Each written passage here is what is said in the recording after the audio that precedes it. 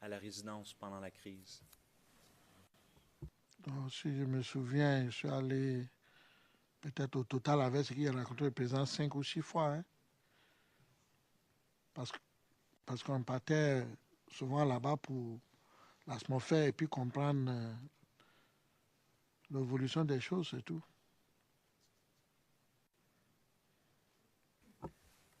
Donc, vous dites avoir rencontré le président à 2 reprises.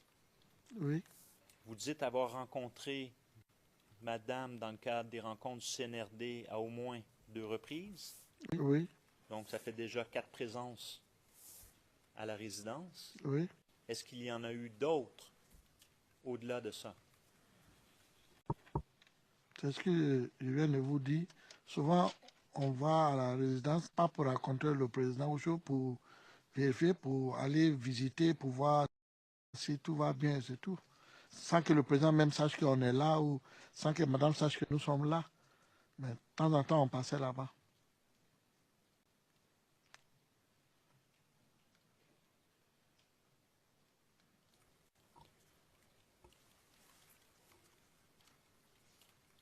Avant, on a vu le meeting de Trècheville, le 15, du CNRD. On a vu le message que vous avez reçu en soirée, en début de soirée, tout début de soirée, 18h et quelques. Vous rappelez-vous si, avant, dans cette journée du 13, vous vous êtes déplacé à la résidence?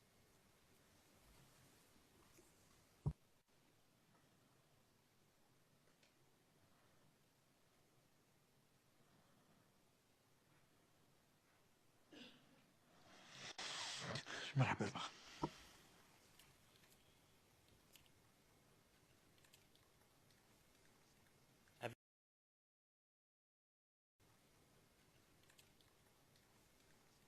Avec M. Idriss Ouattara?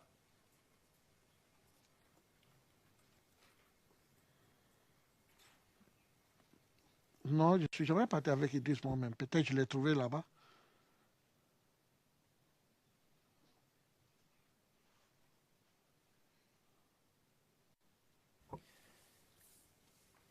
With your permission, Your Honor, without showing to the witness. Monsieur MacDonald, avec votre autorisation, Monsieur le Président, et sans pour autant le montrer au témoin, je passe le contrôle de mes collègues. J'aimerais qu'on leur montre le document CIV OTP 0018-0464.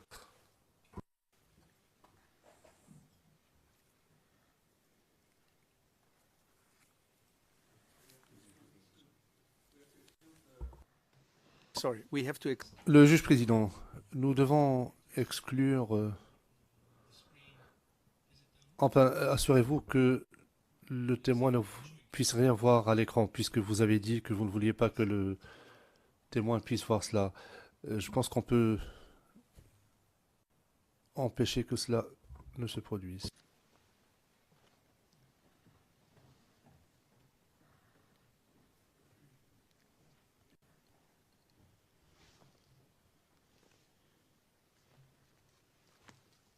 Is the witness excluded now? Le président, donc le témoin ne peut pas le voir. Donc le greffe m'a bien dit que le témoin ne peut pas voir. Monsieur MacDonald pourrait peut-être faire enlever ses écouteurs. Le président, enlevez vos écouteurs, s'il vous plaît. Monsieur le président, allez-y. Monsieur MacDonald, j'aimerais que la Chambre et mes collègues puissent voir le document, s'il vous plaît.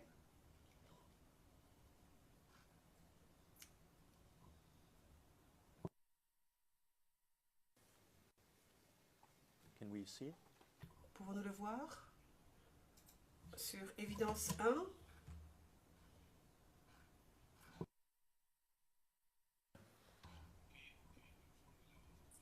Le greffier, pouvez-vous nous confirmer le niveau de confidentialité, Monsieur MacDonald? C'est un document public. Pourrions-nous, s'il vous plaît, agrandir le document à l'écran?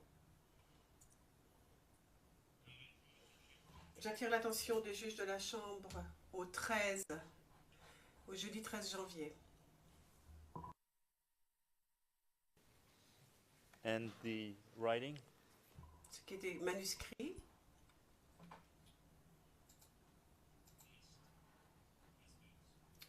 dans la dernière case,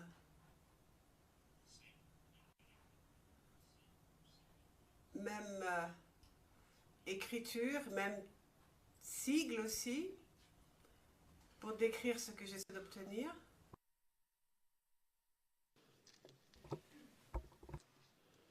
So I'm seeking permission. Je demande la permission à la Chambre de présenter ce document aux témoins.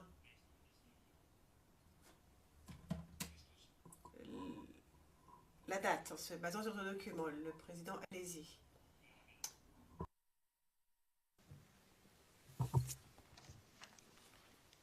And if we can show it to the witness. Cela peut-il être montré aux témoins?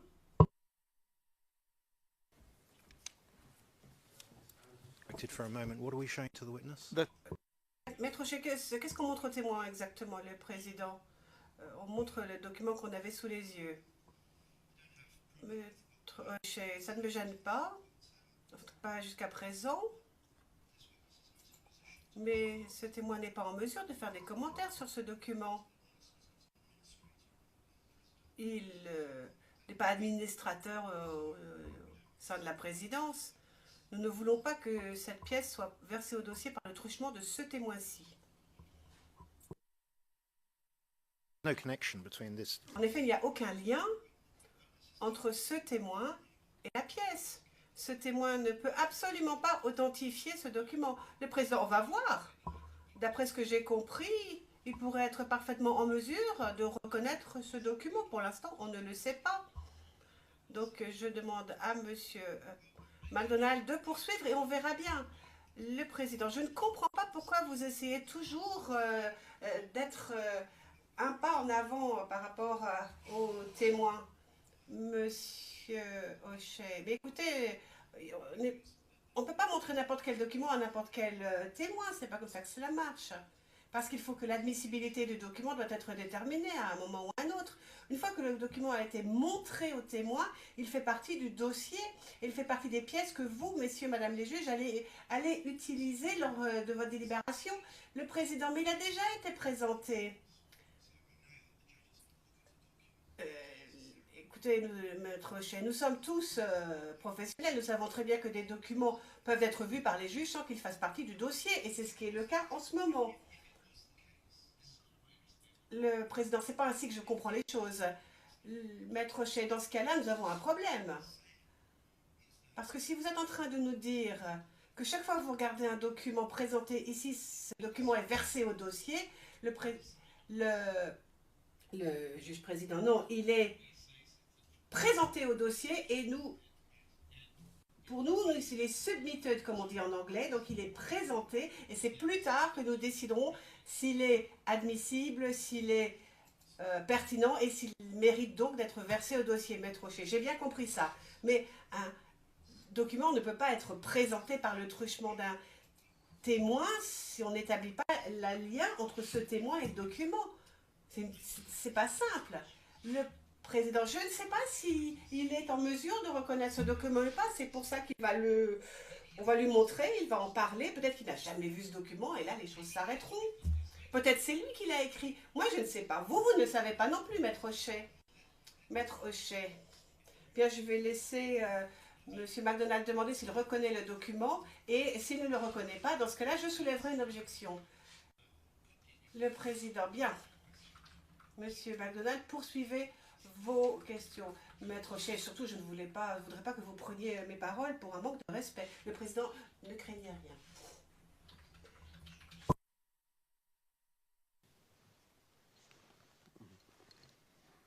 Alors, nous avons une entrée ici du jeudi 13 janvier.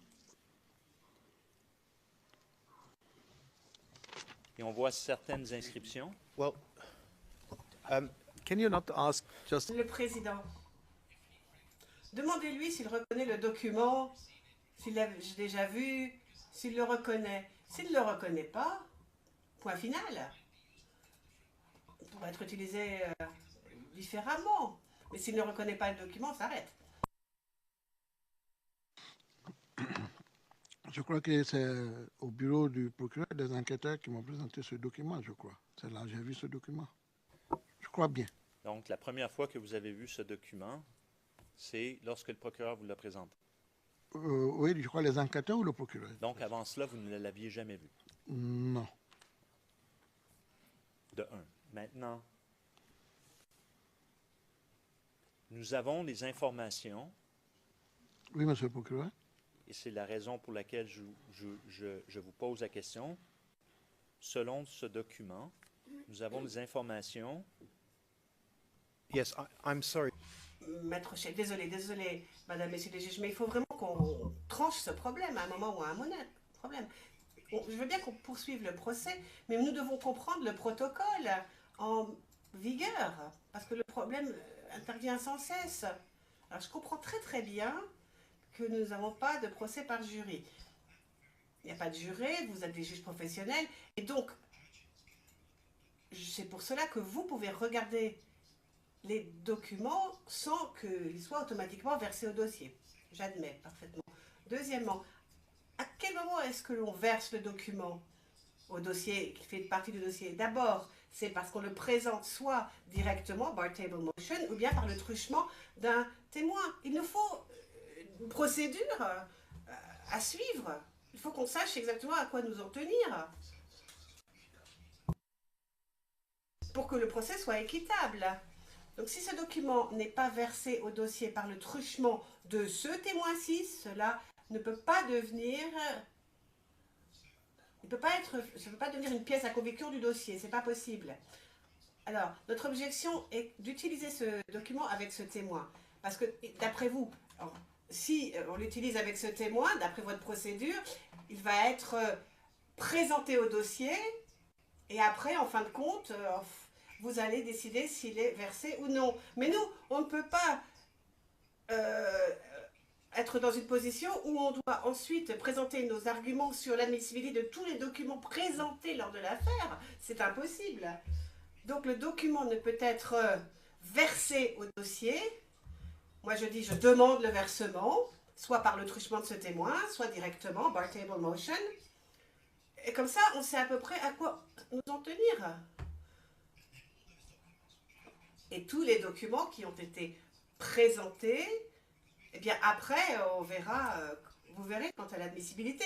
Et sachez que nous, on ne va pas écrire 5000 pages d'arguments pour discuter de l'admissibilité de tous les documents qui auront été présentés lors de ces années de procès. C'est pas possible.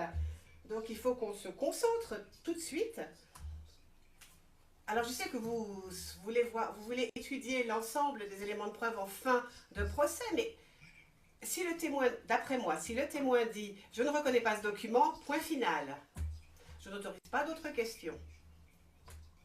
Monsieur McDonald peut poser des questions, mais ne peut pas utiliser ce document en vue de le verser par le truchement de ce témoin si ce témoin ne le reconnaît pas. Sinon, on va se trouver avec une situation qui ne sera plus gérable en fin de procès. C'est sûr, on aura un dossier ingérable. Mr. President, we have... Maître Knoops, nous soulevons aussi une objection, mais pour une autre raison. Le témoin a bel et bien répondu à la question de l'accusation lorsqu'on lui a demandé s'il était avec cette personne dans le restaurant. Il a répondu. Dans la résidence, surprend l'interprète. Donc, le document ne sert pas à rafraîchir sa mémoire, puisqu'il sait déjà. Donc, je crois que cela contrevient à la règle 47. En effet, il n'était pas là. On n'utilisait pas ce document pour rafraîchir sa mémoire. Parce que sinon, dans ce cas-là, on en est à compter. Le procureur est en train de poser des questions à un témoin et conteste son propre témoin, donc ça ne va pas. Les représentants légaux des victimes, le témoin vient de reconnaître le document. Donc je considère qu'étant donné qu'il a reconnu le document, on devrait autoriser M. McDonald à lui poser des questions sur ce document. M. McDonald, oui, il l'a reconnu, mais ça a été montré par l'accusation, ça ne compte pas. Madame Massida, si, il a dit qu'il l'a déjà vu. Le président Bergoton pas. Monsieur MacDonald, ça montre au moins que notre témoin est extrêmement honnête, déjà, sur ce point-là. Il faut être équitable avec tout le monde. Il a dit que l'accusation lui a montré ce document. Je suis d'accord, c'est l'accusation qui lui a montré ce document. C'est ce qu'il a dit en tout cas. Mais je ne vais pas travailler à partir du document. Tout ce que j'essaye de faire, c'est de rafraîchir la mémoire du témoin. Rien d'autre. Je pense que le témoin est en mesure de savoir. Je peux dire que nous détenons des informations. Et si le contenu de ces informations sont vrais, eh bien, ça confirmerait qu'il aurait bien été là ces jours-là. Il faut bien que je présente des données. Des données qui ont été... Ce document qui a été trouvé dans le secrétariat de Madame Gbagbo à la résidence. Alors, je veux montrer ce document.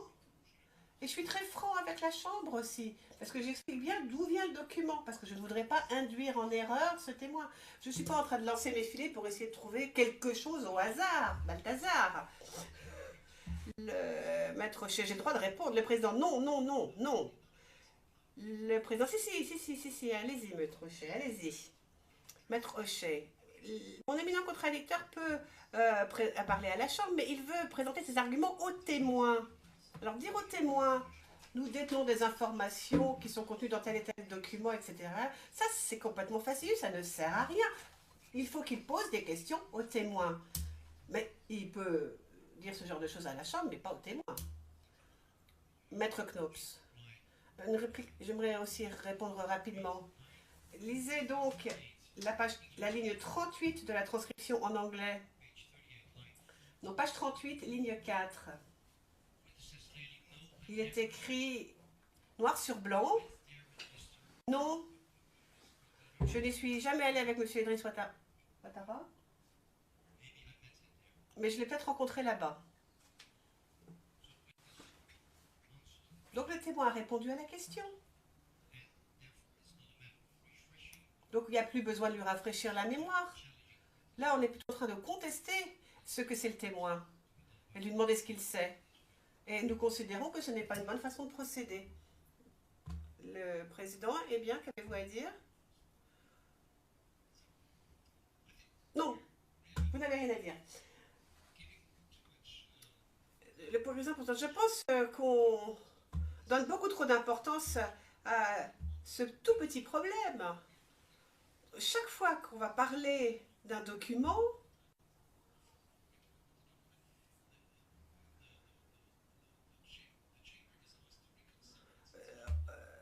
on demande à la Chambre de revenir sur ce qu'elle avait décidé en matière de pièces à conviction.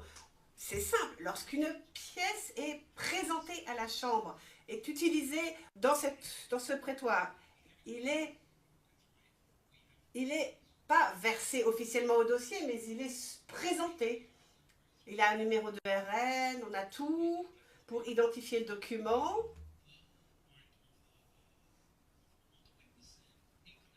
Donc, on pourra ainsi relier les propos du témoin à ce document. Et ensuite, on pourra ajouter un lien. Mais si on n'a pas le document, après, on ne saura absolument pas de quoi parler le document. C'est simple. Donc, ce n'est pas officiellement versé, ce n'est pas admis en tant que pièce à conviction, c'est présenté. Disons que c'est soumis, c'est déposé. Maître Hochet, parfaitement, là, je vous ai parfaitement compris, là on est sur la même longueur d'onde, mais il y a quand même une difficulté pour nous. Il y a toutes sortes de documents qui vont donc être submitted, comme vous dites, c'est-à-dire déposés, mettons, déposés officieusement. Alors ça fait un problème. Ça crée un gros problème pour nous, et puis pour vous, pour votre chambre. Parce que, en fin de compte, on va voir un énorme nombre de documents à prendre en compte à la fin de l'affaire. Alors que nous, on voudrait que ça se fasse au fil de l'eau. Premièrement, on demande le versement et ensuite vous acceptez ou vous refusez. C'est comme ça que ça se fait normalement. Pour verser le document au dossier. On vous le présente, on demande le versement, vous décidez de l'admissibilité ou non, et puis ça fait partie du dossier ou non. nous, on considère qu'il y a quand même une procédure qui est nécessaire pour présenter, pour verser au dossier une pièce. Parce qu'on ne veut pas, en fin de compte, avoir à écrire un millier de requêtes en non-admissibilité sur le millier de documents qui auront été présentés à la fin. Je pense que pour une bonne gestion du procès, il faut faire ça au fil de l'eau. Parce que comme ça, on n'aura au dossier que les pages, que les extraits pertinents, que les pièces pertinentes. Et pour déterminer la pertinence, il y a une procédure en place. Soit on présente le document par le truchement d'un témoin, ou bien par une bar table motion, c'est-à-dire une demande directe. Peut-être que pour vous, ce document n'est pas important, mais pour nous, on a des instructions de notre client et ce document peut être essentiel. Or, c'est sur la base de cela que l'on peut présenter nos arguments et que l'on peut demander le versement ou ne pas demander le versement. Donc, nous comprenons très bien que vous pouvez regarder le document, vous êtes des juges professionnels, vous savez s'il est utile ou pas, mais il ne faudrait pas le verser officiellement au dossier s'il n'a pas été présenté par le truchement d'un témoin ou par une bar table motion, une demande directe. Juste pour que les choses restent gérables. Mais je suis parfaitement d'accord avec ce que vous venez de dire, mais je pense qu'on ne s'est peut-être pas très bien compris. Le juge président, c'est ce que je crois. Effectivement, je crois qu'il y a un malentendu. Nous en parlons depuis 5 minutes. Enfin, c'est ce que je pense. Par conséquent, j'invite le procureur à poursuivre son interrogatoire et d'éviter d'utiliser ce document. Enfin, je ne pense même pas qu'il soit nécessaire d'utiliser ce document pour poser les questions que vous souhaitez poser aux témoins. Monsieur MacDonald, dernière question. Monsieur le témoin. Monsieur le témoin.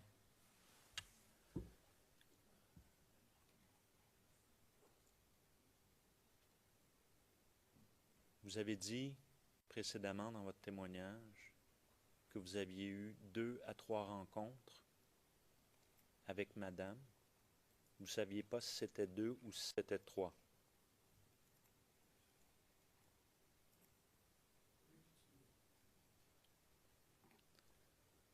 Il y aurait des informations à l'effet que vous auriez été à la résidence le 13 janvier. Vous rappelez-vous si vous étiez là le 13 janvier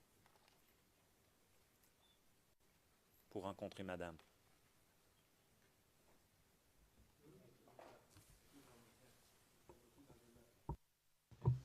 Le 13 janvier 2011.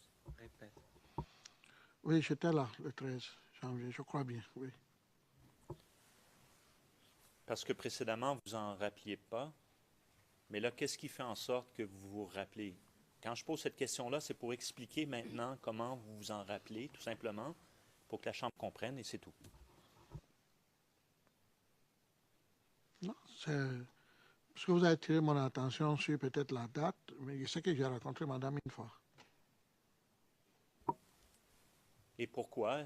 Selon les informations que l'on a, c'est le 13 janvier, c'est 2 jours avant la rencontre de Trècheville au Palais de la Culture.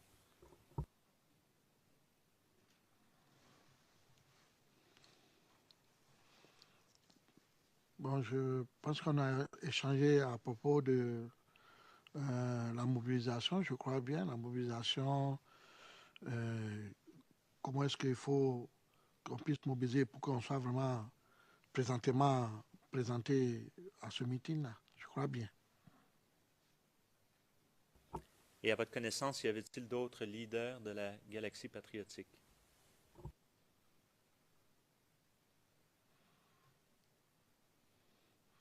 Non, je pense que quand je suis entré dans son salon, elle était seule avec sa fille. Très bien. Tout à l'heure, avant de revenir aux rencontres à la résidence pour rencontrer M. Laurent Gbagbo, je veux revenir sur la rencontre de Trècheville, vous montrer un court extrait. Vous avez posé la question si vous vous rappelez si M. Blégoudet était là. Je vais vous montrer un extrait. Très bref. Je vais citer donc à nouveau les ERN pour être plus précis. Il s'agit toujours des mêmes ERN, mais de la minute 0109 à 0130. 32.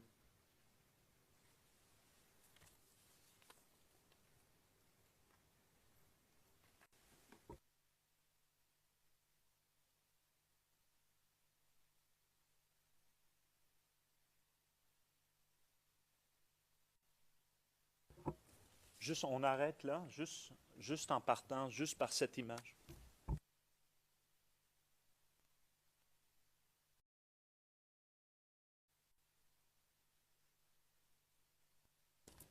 We have to go on evidence 2. Il faut appuyer sur le bouton Évidence 2. Juste par cette image, monsieur, êtes-vous capable de nous situer si on est à quel endroit? Oui, Où sommes-nous? au palais de la culture. Vocation pour Charles Blé Goudet, ministre de la jeunesse de Gbagbo et leader charismatique des jeunes militants. L'ONU s'est détournée de sa mission principale. L'ONU n'est plus une force de paix. En Côte d'Ivoire, c'est l'ONU qui convoie les rebelles, c'est l'ONU qui les organise, c'est l'ONU qui leur donne une radio. La radio de l'ONU aujourd'hui est devenue la radio des rebelles. Alassane Ouattara demande aux Monsieur le témoin, est-ce que vous reconnaissez les lieux qu'on voit sur l'extrait où on voit M. Blé Goudet aussi à l'extérieur? Oui, C'est à quel endroit? c'est au palais de la culture. En voyant M. Blé Goudet, est-ce que vous vous rappelez s'il était présent ou non au Palais de la Culture le 15 janvier? C'était le même film qui a passé tout à l'heure là? Quand vous dites que c'était le même, je ne comprends pas votre question. Non, la vidéo que vous avez passée où madame faisait le discours. C'est à vous de nous le dire si, selon ce que je viens de vous montrer, l'extrait, monsieur, ça vous rafraîchit la mémoire si M. Blé Goudet était à Trècheville ou non le 15 janvier. Oui, c'est ce que je viens de vous demander, j'ai dit. Puisqu'il y a eu, je crois, 2 meetings. À cette période-là, madame avait fait 2 meetings. Si c'est à ce meeting et si c'est à l'autre meeting, je ne me souviens pas bien, mais je sais que parmi les 2 meetings, Blé était présent dans un des meetings. Hier, je vous ai montré un meeting le 15 décembre à Trècheville où M. Blé Goudet enlève sa veste, montre ses mains, le combat à main nue. On en a parlé plus tôt ce matin. Ça, c'est à Trècheville, au Palais de la Culture, le 15 décembre. Oui, monsieur le procureur. Okay? Oui. Là, ici, on parle du meeting de madame, du CNRD, où madame a parlé, et on se situe le 15 janvier. Alors, ma question maintenant sur le 15 janvier. Est-ce que vous vous rappelez si M. Blé Goudet était là le 15 janvier? Oui, c'est ce que je suis en train de vous dire. J'ai dit, dans cette période, madame avait fait 2 meetings au palais. Il y avait le 15 janvier, puis il y avait une autre date. C'est entre les 2 meetings où je me souviens bien, il était. Si c'était ça, peut-être. Si c'est l'autre, peut-être. Très bien. Continuons. Revenons à la résidence.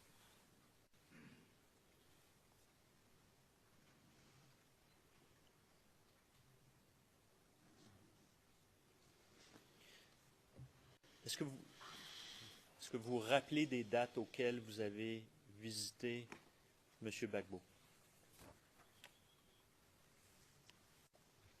Les dates pas trop. C'est dans la période de la crise, là.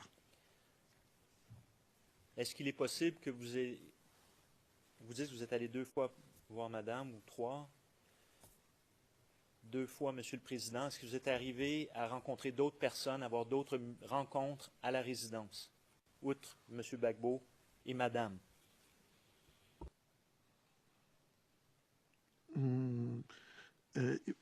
Rencontrer des gens qui habitaient à la résidence ou aller voir le président puis rencontrer d'autres personnalités qui étaient là. Il faut que vous soyez... D'autres personnes qui pouvaient être là. Voilà. Voilà. OK. Oui, quand je suis arrivé, je crois, pour voir monsieur le président Gbagbo, j'ai une bonne mémoire ici. J'avais Il y avait l'ambassadeur qui était là, et il y avait deux autres personnes, si j'ai bonne mémoire, qui étaient là. C'est votre première ou deuxième rencontre? C'était mon premier. Connaissez-vous le commandant Doua? Oui, le commandant Doua, c'est un ami.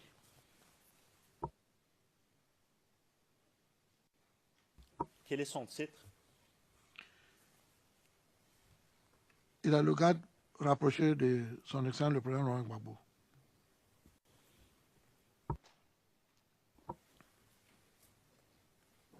L'avez-vous rencontré à la résidence? Avoir une rencontre particulière avec lui durant la crise? Oui, mais comme lui, il était toujours à la résidence, quand on est là-bas, on le voit, on le raconte.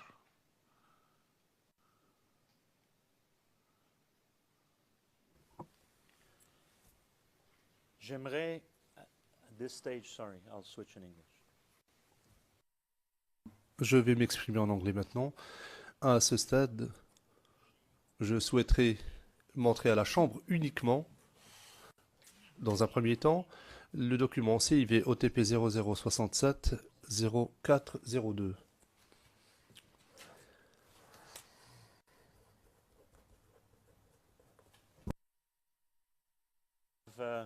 Given to my colleagues a few days. Il y a quelques jours, nous avons communiqué à nos contradicteurs, y compris à la représentante légale des victimes, des copies. Peut-être pourrait-on demander au témoin de retirer son casque. And while the court usher is coming back, we will... Et nous allons remettre à l'huissier ce document.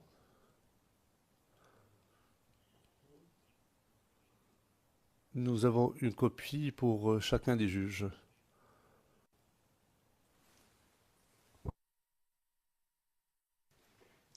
What we've done is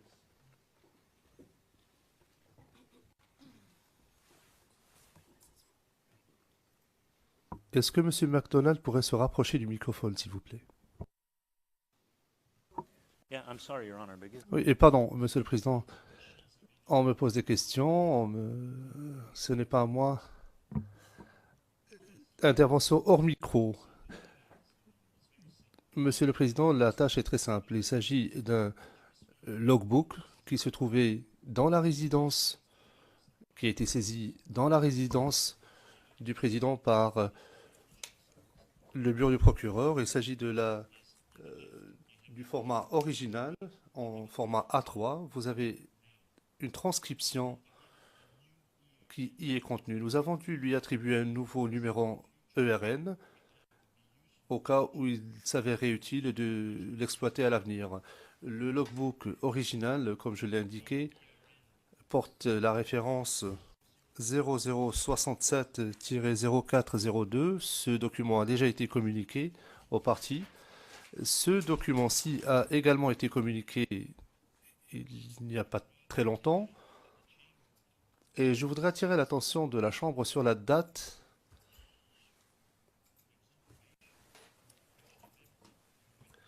Il contient des informations qui tendraient à rafraîchir la mémoire du témoin en ce qui concerne les dates, car nous souhaitons avoir un peu plus de certitude s'agissant des dates. C'est similaire à l'exemple précédent, mais dans un premier temps, je voudrais être autorisé à montrer le document au témoin. Après quoi, poursuivre. Si le document n'est pas introduit par le truchement de ce document, il y a une autre procédure d'authentification qui pourrait être suivie auprès d'autres témoins. J'en suis conscient, ou on pourrait aussi procéder par voie de requête aux fins de versement direct au dossier, c'est-à-dire une bar table motion. Je comprends parfaitement tout cela. Mais si nous voulons parler du contenu de ces réunions, parfois il est important d'obtenir des éclaircissements concernant les personnes présentes. Le Président, je ne comprends pas pourquoi vous ne pourriez pas simplement poser une question sur la base du document dont vous disposez déjà. Ce n'est pas un document qui a été produit par le témoin lui-même. C'est simplement un document qui contient des informations que le témoin pourrait connaître ou pas. Monsieur MacDonald, oui. Permettez-moi alors de vous reporter à une date précise.